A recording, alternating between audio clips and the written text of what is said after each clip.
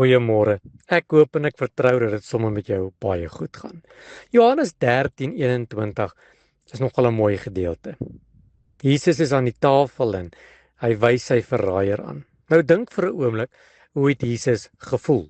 Jesus was verraai. Ek dink hy het binne in hom gevoel, "Sjoe, ek het alles vir jou gegee, alles vir jou gedoen, alles vir jou opgeoffer en nog steeds gaan jy my in die rug steek." Ek glo Jesus was kwaad, hy was ontstel. Hy het gewonder, is dit die moeite werd? Sjoe, moet ek aangaan? Hoor gou wat sê die Bybel. Hy sê toe Jesus dit gesê het, het hy in sy gees ontsteld geword. Ja, jy het reg gehoor.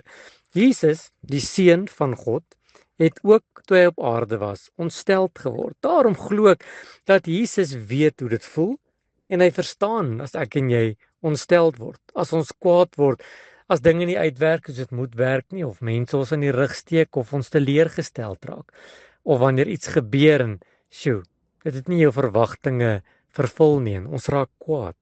Maar ek wil stil staan by Efesiërs 4:26 vanmôre wat sê, word kwaad, maar moenie sondig nie. Jesus het kwaad geword. Onthou jy daar in die tempel toe hy die sweep gevou het en die geldwisselaars en die duiweverkopers uitgejaag het? Maar hoe jy reageer maak die verskil. Jesus was kwaad en hy was baie keer ontstel, maar hy het nooit bitter geword nie. Hy het nie plek vir bitterheid in sy hart gemaak nie.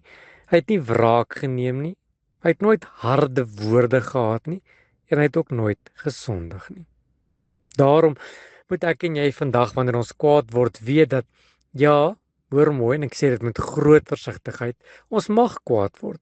Maar dit is hoe ons die kwaadheid hanteer wat die verskil maak. Spreek dinge uit met mekaar. Gebruik wysheid en praat met mekaar. Vergewe vinnig en moenie woede koester nie, want dit gaan altyd oor in bitterheid. Stop en bid voordat jy reageer.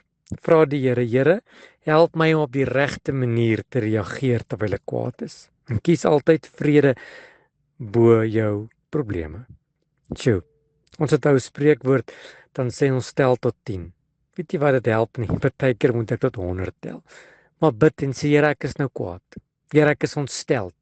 Maar wil U my nie help om nie te sondig nie? Here, om kwaad te word is deel van die lewe. Dis deel van mens wees.